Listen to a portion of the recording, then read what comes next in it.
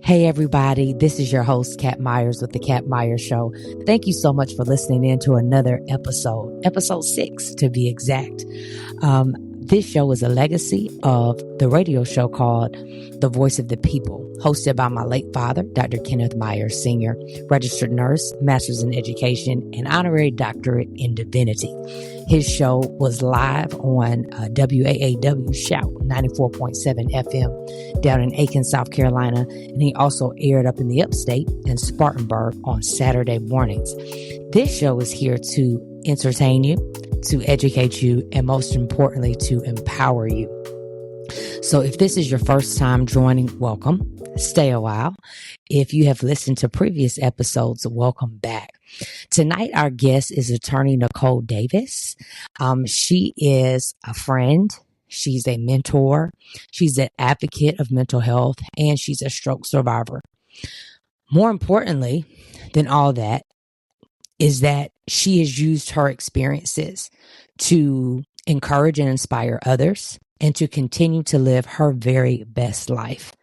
I'm so excited for this episode. I hope it blesses you as much as it blessed me. Let's listen in. I want to welcome Miss D. Nichole Davis to the Kat Myers Show. I can't wait for you all to meet her, to hear from her. You know, she has a new business, so I'm super excited to talk about that. But before we get to the business, I want to tell you that this is a friend. She is a lawyer. She's had so many amazing roles. We've presented at conferences together around the states. I've gotten to see her present recently. This is just an interesting fact, but she is the queen of customized gifts. So when we had our last presentation, when she spoke at the last conference that I went to, she had amazing customized gifts for us related to her talk. I really love the things that she says. And I know I've been saying she's been talking, but when she's talking, y'all, she's not just talking about being a lawyer, but she's talking about navigating being a lawyer and handling being part of a family, a mother, a wife, and how we battle mental health challenges and physical challenges. So she is here to bring us the real. She's also the owner and operator of D. Nichole Consulting. And let me say that again, D. Nichole Davis Consulting. So welcome, listeners. Welcome to the show, Miss Nichole Davis. Thank you for having me. I'm so excited to be here. Who would have thought that, gosh, how long has it been? I don't know. I think it's like 2010, 9 that we met? Wow. So I'm so glad you brought this up, Nichole. You're right. When did we meet? We met when I came on a tour of the law school, I believe. Yes. And that was before I started. So that must have been either 2009 or, like you said, 2010. Mm-hmm. But do you remember what you said to me when you met me? No. What? I'm going to tell you, you were president of the Black Law Students Association. Okay. And you told me that I should seriously consider getting involved and even being president. And 3 years later, I was elected president. Won't he do it? Really won't. You know what? I love that you reminded me of that, because in my humble opinion, it's so important that we speak positivity over each other. Yes. That is so, so important. I tell people all the time, especially my son, words matter. They carry a lot of weight. There is life and death in the tongue. So be mindful of what you say. That's why I won't ask any and everybody to pray for me, because everybody will pray the same. That's right. That's right. You know, they say energy doesn't dissipate, it's transferred. And I've always been the type of person that can read the energy of other people. And you have always, from day one, you've always just kind of had this inner light that just shines through at all times. And it screams leader, leader, leader. And I told you, I love to listen to you speak. I turn on something of your videos or something, and I'm listening, and it's just calming, and it's reassuring, and it's empowering. And that's a gift. Not everybody has that gift. Well, I appreciate you. Well, I'm going to just put this friendly reminder out there to people. When I do continuing legal education programs, CLEs for lawyers, my favorite slide to end a presentation with is civility is not a sign of weakness. It's not. But in everything that you do, be kind. Yeah. I believe being kind comes naturally. It takes energy to be mean or malicious. And I'm sorry, the older I get, the more exhausted I am. And I am not wasting my energy on being nasty towards. I'm just not doing it. I'm just not. Right. So I'm going to do what comes natural. I will smile. I will speak. You don't have to smile and speak back. But at the end of the day, it's about me looking in the mirror and knowing, hey, I smiled at this many people today. I spoke to this many people today. I dropped this many kind words on somebody. I'm quick to tell another woman in a heartbeat, girl, you today. Yes. Just the way that the way they move, the way they walk, it changes. Just like that. Right. It changes. Right. That's true. I don't true. know what she was dealing with. I don't know if she just got off the phone with her significant other and they said something ugly to her to make her feel some type of way. But the fact that I was able to pour into that person in that moment and make them walk with their back straight and their head held high, that makes me smile. Yes. Now look, I know how dope you are. And I gave just a little bit about you, but could you give us just a quick intro? Okay. So for those of you who are from the wonderful city of Columbia, South Carolina. Yes. That is where I'm from. I grew up in a lovely neighborhood called Saxon Homes. Yes. There were 14 of us in a 2-bedroom, 1-bathroom apartment in Saxon Homes. And I used to, we had a closet under the stairs that had a light in it. And that's where I would go to study and do my homework, read my Archie comics, because I was an Archie comic fanatic. And my, was it Sweet Valley Twins and Babysitter's Club? Yep. And Babysitter's Club? Yeah, you remember that? Girl, I'm telling my age. I am telling my age. But I would go and do those types of things, and because I was the oldest grandgirl, I was responsible for helping my grandmother with things. Walking to the laundromat and having to sit in the laundromat while the clothes dried and, and things of that nature. But I was always told by my grandmother, Geneva, God rest her soul, that it's not where you start out, it's where you end up.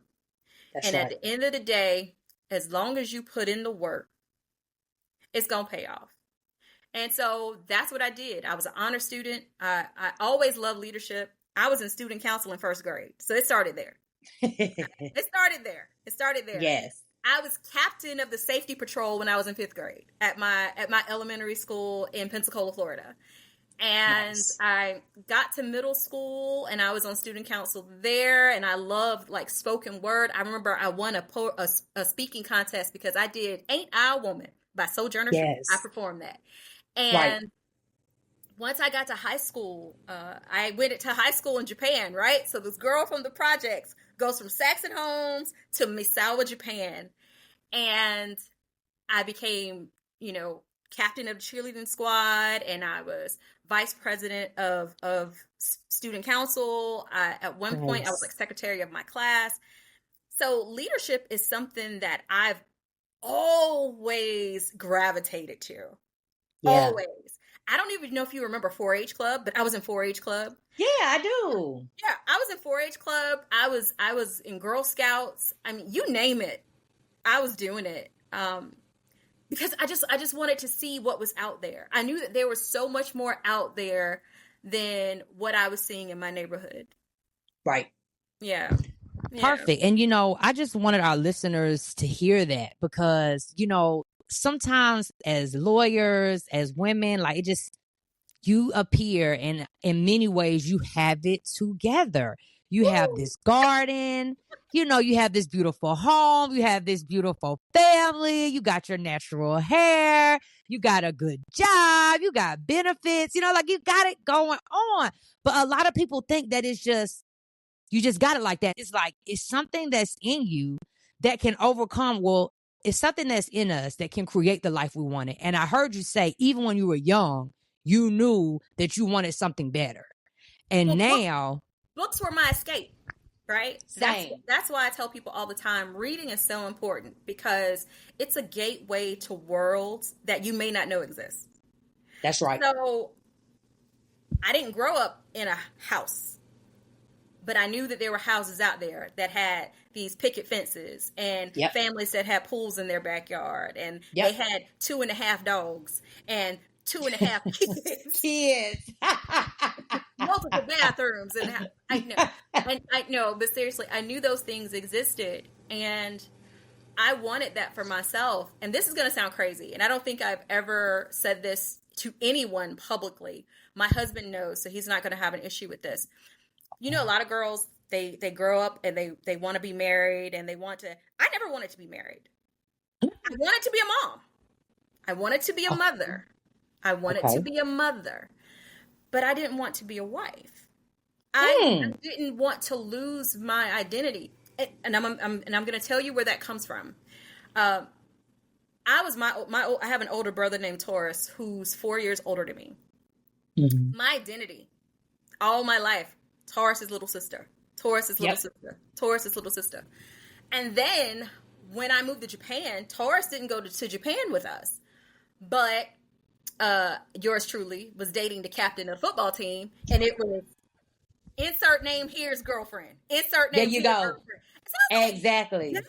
Like, can I be me? And so being a wife was never something that I sought out. But I always wanted to be a mother because I knew that I had something to pass on to the next generation. Right. Yeah. And so you just led me into the next thing I got to tell our listeners. So y'all, another thing I learned about Miss Nichole was how she met her husband. And she told me this story almost 15 years ago. And I still remember and I still ruminate on it. So Nichole, could you tell us how you met your husband? So crazy thing. So I was a single mom working full time at Kroger.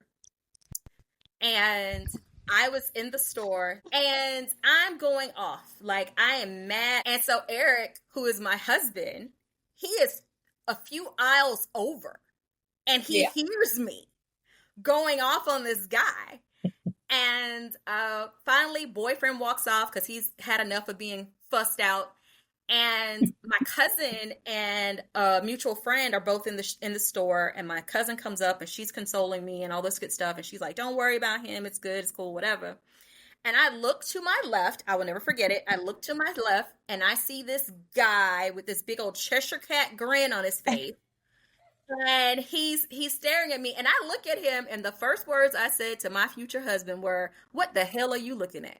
First words I said to my future husband.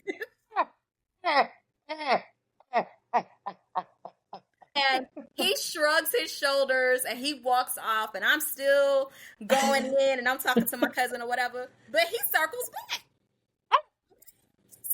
And now he is boldly leaning on his grocery cart, staring at me. And finally, my cousin, just out of the blue, turns to Eric and goes, "Hey, do you want my cousin's phone number?" So I walk up. At this time, when I walk up, she has already written down my number and given it to him. And she is saying to him, she gets off at 5:00, but she's a single mom, so she has to get her son situated. So don't call her until about 5:40, whatever.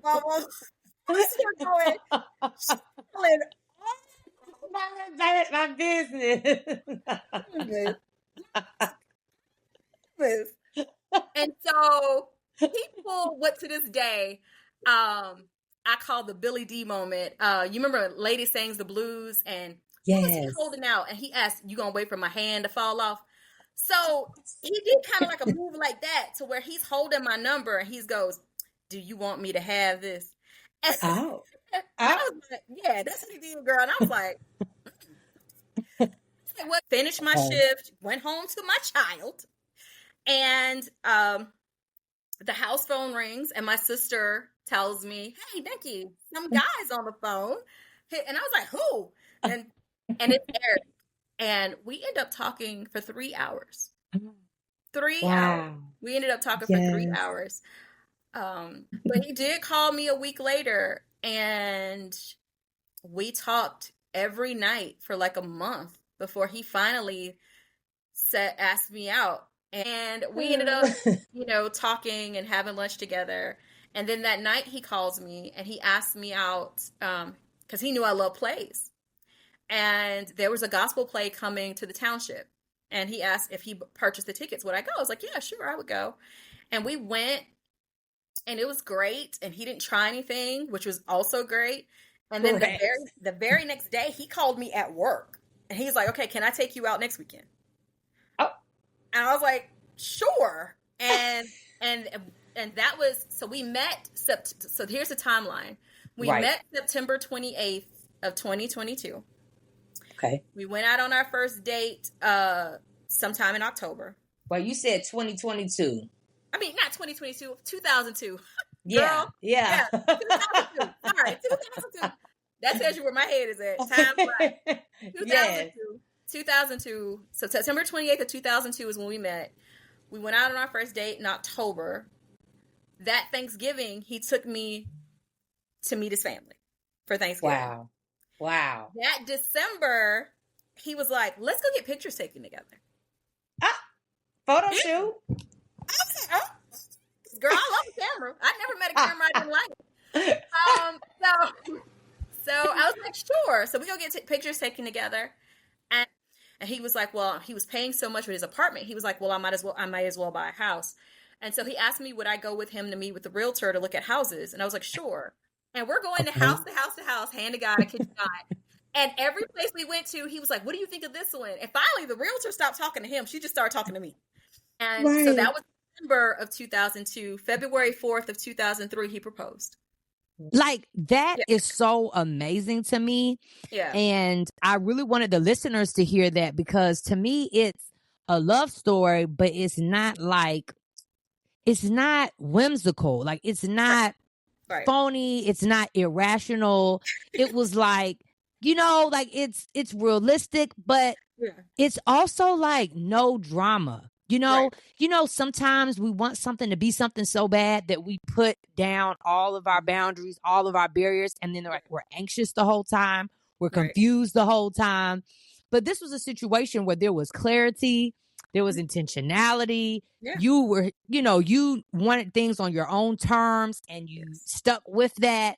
So I just wanted to give a little hope to the people out there, to the hopeless. You could find you a quick, drama-free love that lasts for over 20 years. Okay? So that's just a little testimony they can get. Now, I was going to say, now, hold on now. Let's not sugarcoat it. Because there are some days where I'm like, I can understand these women on Snap. I understand. Yeah. Okay? But that's real too, right? Let's be real with the people. Let's be authentic. Okay. Let's be real. So keeping it real. It hasn't been easy. We have had periods where I've left. He's left.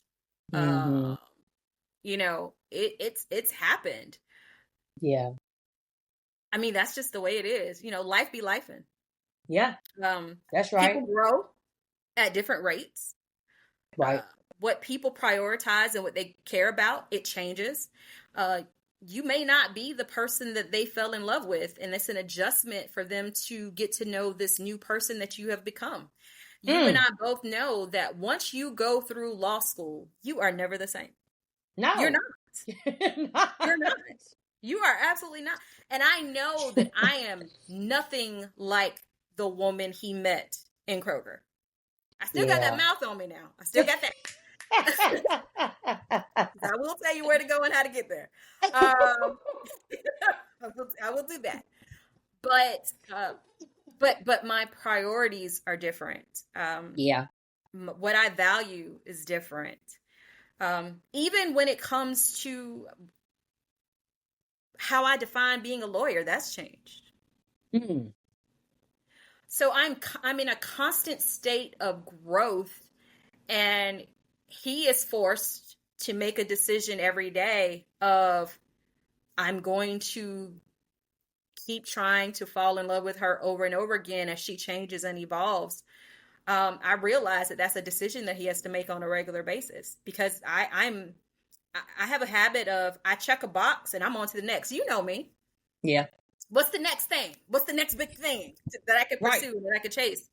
Yeah, the next goal. What's the next goal? Yeah. You know, this is how I see you. And I'm curious to see if this is how you see yourself. Like if this is a metaphor and you tell me what you think about it.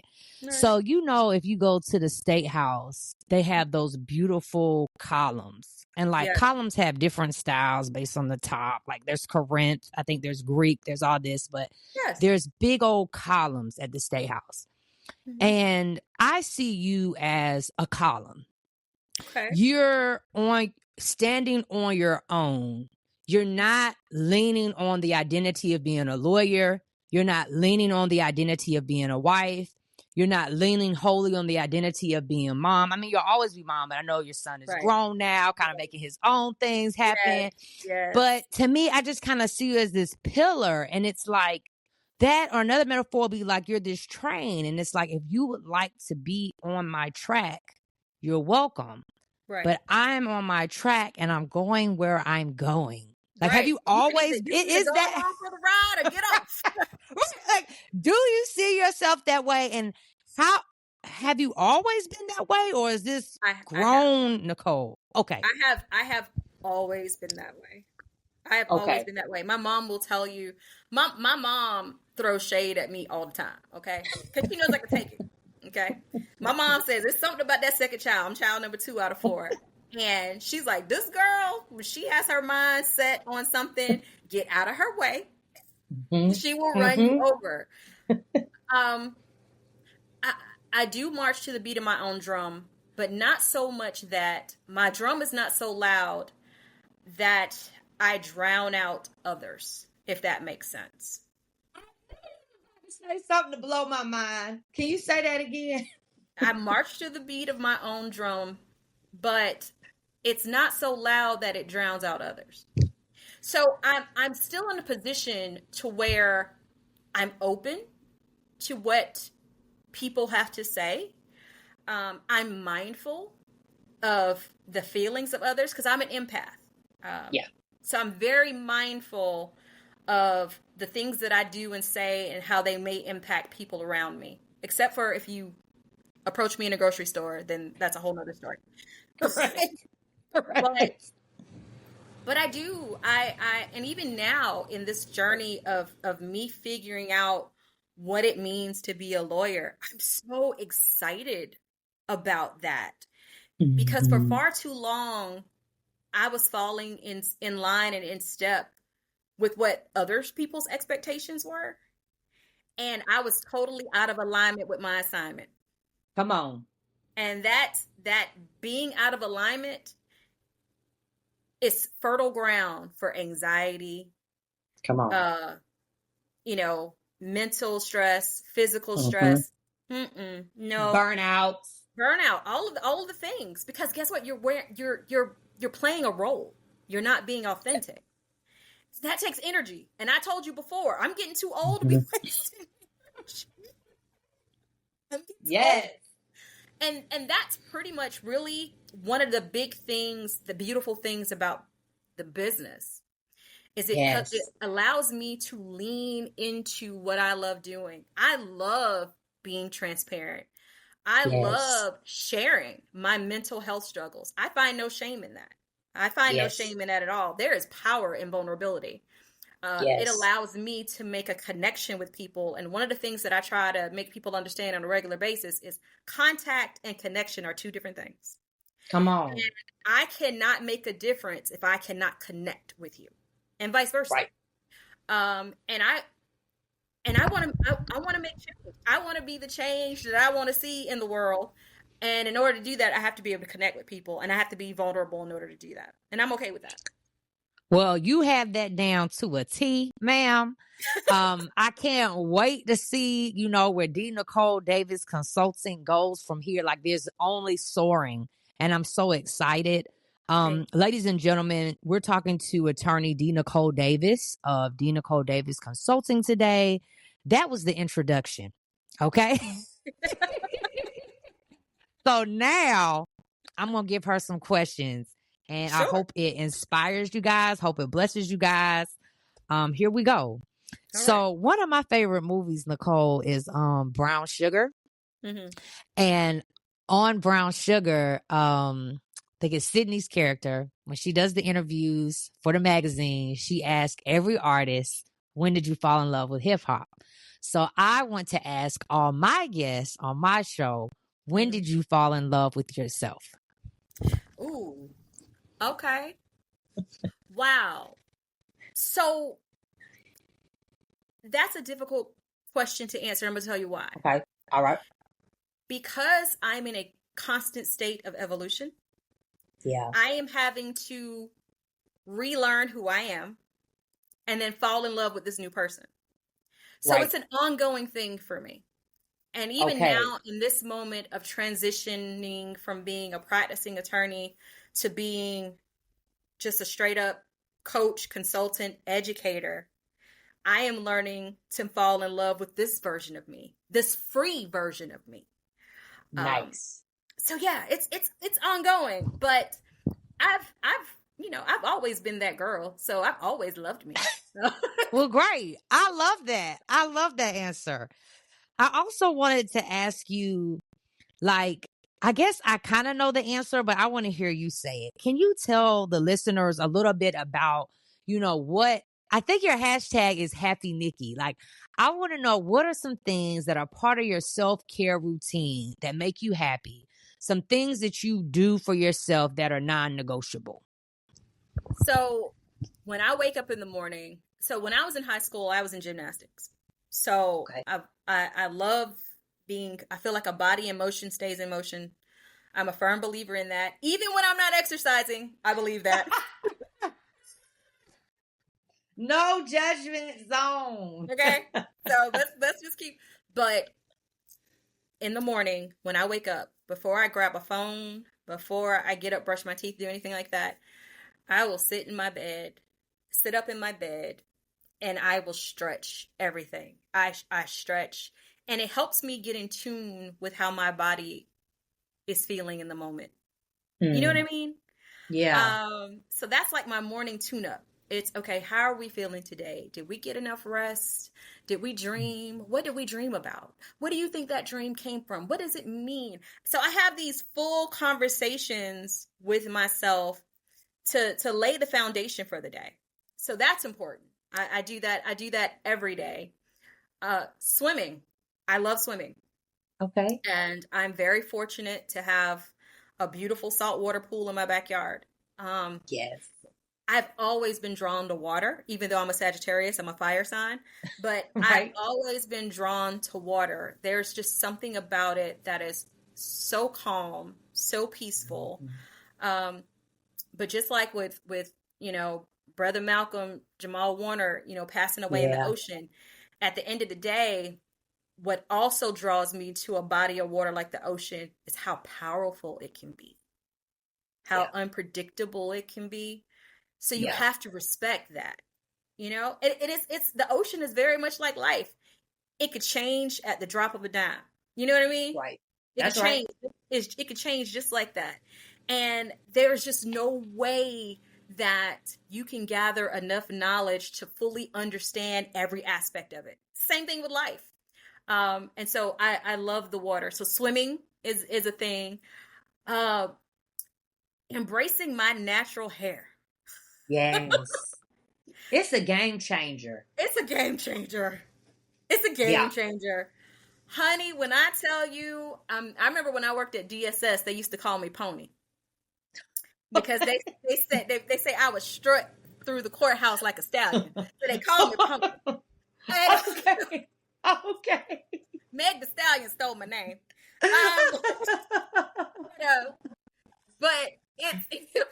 But it wasn't, and I would wear my hair, like this, and I just loved it. I love the freedom of it. Yeah. I love that if it rains, I'm like, okay.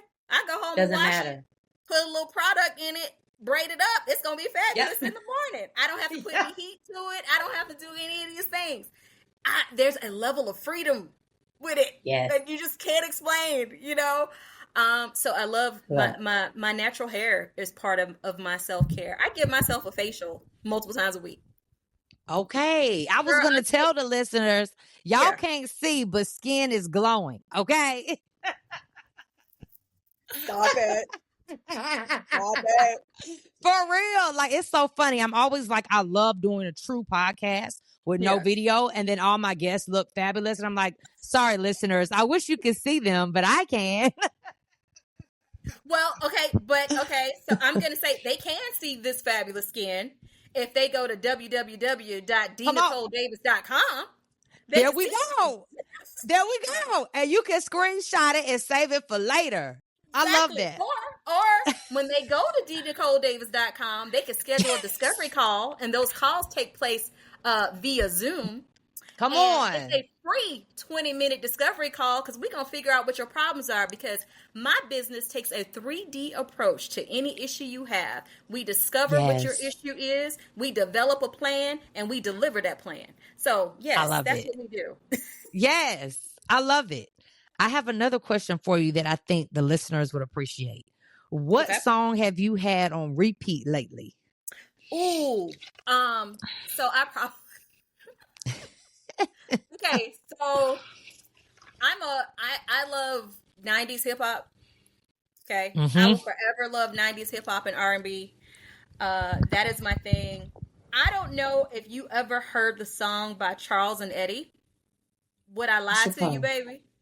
There you go. Girl, don't make me sing on here. I can't carry a note in a purse. You can hum it.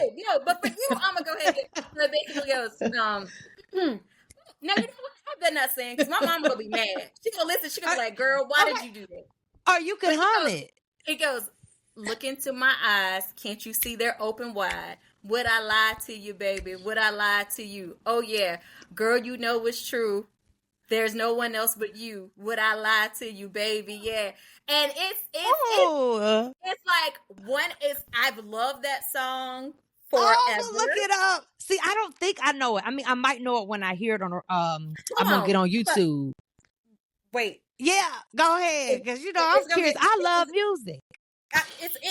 I'm telling you, it is just one of my favorite songs. And I just, Right. But that one's been on repeat. Okay, hold on. Here it is.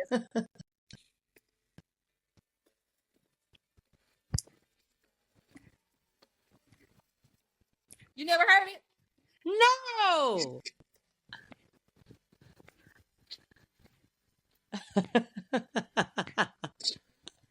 Just say the first few lines.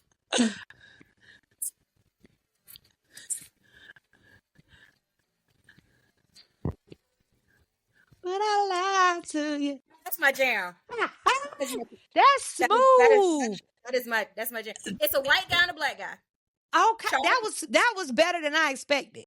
Charles and Eddie. I okay. Wrote the song. Because that song came out when I was living in Japan, and we didn't have BET. All we had was MTV.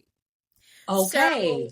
So that's why I got heavy into one of my favorite bands is Aerosmith. Love me some Steve Tyler. I actually met him. Okay. I have a huge crush on Steve Tyler. But wow. Okay.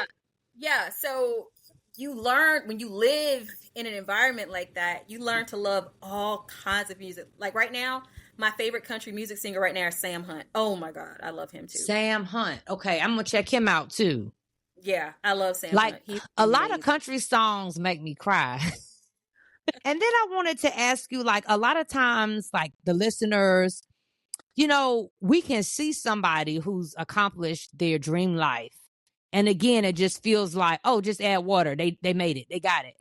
But would you be able to kind of give us a little sneak peek into the process? Like, how do you set goals and how have you achieved the things that you've achieved?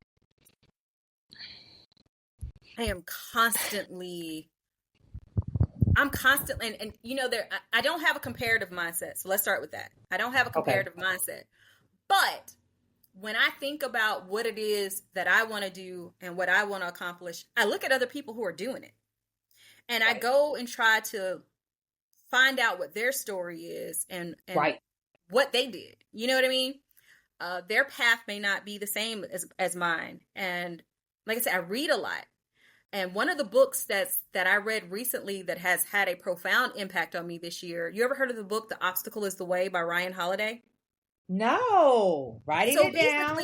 Basically, what the book is telling you, because you and I both know as lawyers, when you're asked a law school question, it doesn't go straight from A to B. It goes to, if you mean this, if the facts are this, then it's that. If it turns on this, then it's that. Right. So where you end up depends on a lot of things. It's the same thing.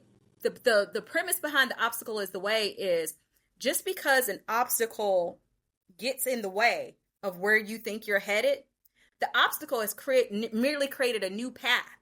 It doesn't mean that you're not going to get where you want to go. It's just a new path. It may take longer, but use the obstacle as an opportunity to learn something that will carry you to your destination. So The Obstacle Is the Way is amazing. And it falls a lot in line with my business.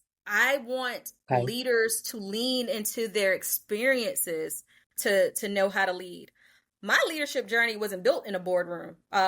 You know, like I said, a lot of my stuff started, you know, when I was in elementary school, but my biggest leadership lessons came from a hospital bed. And when I had my strokes 2.5 years ago. That's where my biggest leadership lessons came from, because I had to give myself something that I wasn't accustomed to giving myself, and that was grace.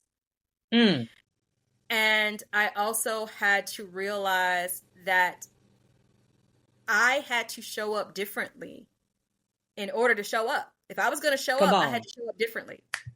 And guess what? That was okay.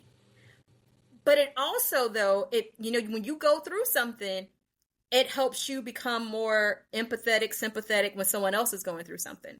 That's right. So it put me in a position to where, if, like, for instance, you know, when I was working at my firm, and if somebody's work wasn't what it was supposed to be, I didn't automatically jump to the conclusion this person's being lazy or this person's not.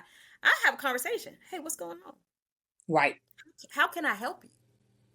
Because you never know what a person is dealing with. And just like with my strokes, you couldn't see my injury. You couldn't see my deficits, but they were there. And I know that. I know not all things can be seen. So sometimes you have to have those courageous conversations and just talk to people. And I feel like that's a lost art these days. Art of conversation.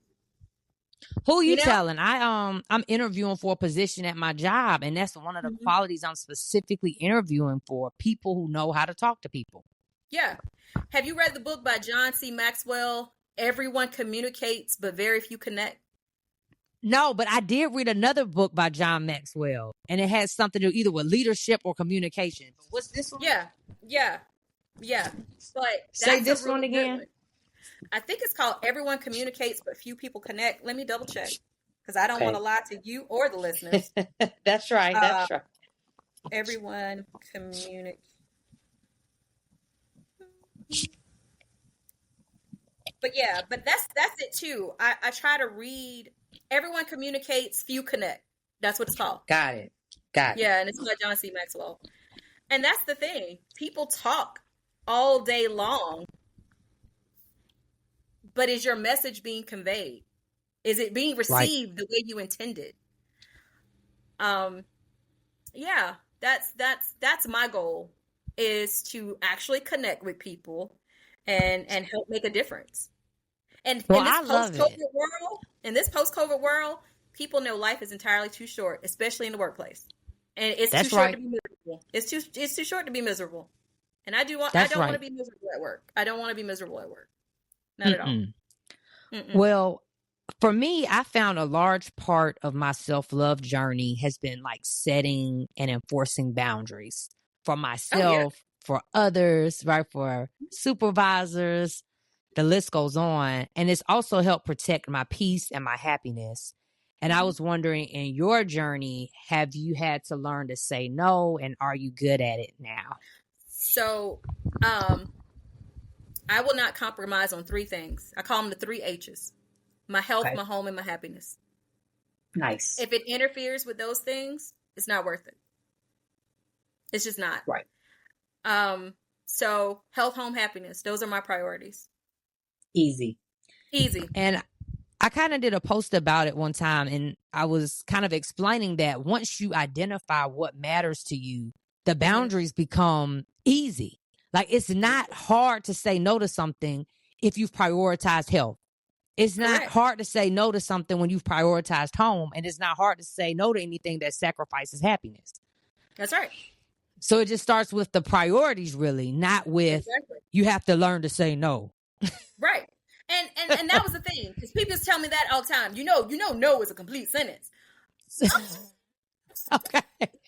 Now, what do you want me to do with that? Like, what do you want me to do with that? It's okay. It's a complete sentence. Yes, it's a complete sentence. Damn, it's a complete sentence. But what do you want me to do with that? What do you want me to do with that? So that's exactly what they say. Yeah, and it would irk me. It's like nails on a chalkboard for me when someone says that, but then they don't follow it up with anything. And I'm like, okay, you just then Googled something that you think is powerful, and you said it, and whatever. There's a quote from Brene Brown that I love. As you can see, I do read a lot of books. It's clear, and I'm loving it. And the quote goes, and I may be messing it up a little bit, but you'll get what I'm saying. She was like, you have to own your story, or you'll be standing outside of it hustling for your worth. So I own it. Wow. Okay. I own it. I own my story. It's my story. And who better to tell it than me? No one can tell my story the way that I could tell my story. No one. And my story is not like anyone else's. And the lessons and whatnot that I've learned from my life's journey, I look at a lot of the things that have happened to me as a survival guide for someone else. One of the things that you said about me when I asked you to write a testimonial for my website, and you stated, and I don't have it verbatim, but basically you stated that I speak and I'm transparent without self-pity. No, I don't have any pity for myself. Right. I feel like everything that has happened to me has been either for my good or the good of someone else. And how can I feel bad about that? That's right. But I know for you, it might seem simple, but it's so easy for people to have experienced bad things and then they become the victim. And they stay the victim. And every post is from the victim perspective. Every time you talk to them, they're the victim. And you have been through more stuff than so many, people that claim to be victim. But you don't even victimize yourself. No. I mean, I recently, back in May, I had a PTSD trigger. I was raped when I was in elementary school by a friend of the family. And no, it is, but I think that's why I love children so much, and I'm such an advocate for children. Yeah. So that played a part in that. I want to be a protector of children. But I had a trigger, and I was like, no, I have to figure out what Nikki needs to do to get back to where she was before this trigger occurred. And why was this a trigger? And what could I have done differently? And that's where I am in my life. I don't want to wallow in self-pity. You hear me say it all the time. It's okay not to be okay. Just don't dwell there. Right. So I gave myself the time to navigate how I was feeling and why I was feeling the way that I was feeling. Upped my therapy sessions, made them more frequent. There we go. Until the nightmares stopped. And until I was like, okay, I'm good. And there may be another trigger down the line. I don't know. Come on. But guess what? I have the resources to help me navigate them. There we go. And you had to, and you've probably learned this over time. It wasn't just in this moment, but many people don't go to counseling. Many lawyers, professionals, those who have it going on, because it's perceived weakness. It's perceived, it's our ego saying, because we're lawyers, I can think my way out of clients' problems. Sometimes we think we can think our way out of our problems when the thinking is the problem. Correct. One of my biggest issues has always been there are too many tabs open in my brain. Too many tabs. Far too many tabs. That's perfect. How many tabs should be open? Girl, my tabs got tabs. Okay? They do. My tabs got tabs. And guess what? That was interfering with my quality of sleep, which was interfering with my day. And it was just this ruthless cycle. And so I had to start practicing good bedtime hygiene, turning off my screens at a certain period of time so that my body can wind down and, do all these things. Okay, I have to take this medication. I need to drink a bottle of water. I need to, if I'm going to do anything, if I'm going to read, it's a physical book. People do still buy those. As a matter of fact, I have your book. It was great. It was a great read. I enjoyed it. Shout out. You were supposed to love me. Get your copy today. I still have to bring you my copy to sign it. So yeah. And I'm very proud of you. It is a beautiful piece. It is very well done. And your vulnerability and transparency was refreshing. Thank you. Very, very, very refreshing. But, put on airs for what? Fake it for what? Right. That's too much energy. And again, I'm saying it again. Girl, I'm too all over the place. That's going to be the title. That's going to be the title of the podcast now. Well, that I think. Girl. But wait, what? You're 48? Well, I'll be 48 Oh, in my December. goodness. Wow. Yeah, see, I had no idea. That's why I said, y'all listeners, I'm sorry that this is... Oh, my gosh. Yeah, so I'm sorry, listeners. Y'all don't get to see this beautiful face tonight, but you can go online. So before we close out, I do want to make sure everybody knows we are talking with attorney Nichole Davis of D. Nichole Davis Consulting. Can you let us know who you serve, who your target audience is, and how they can reach you?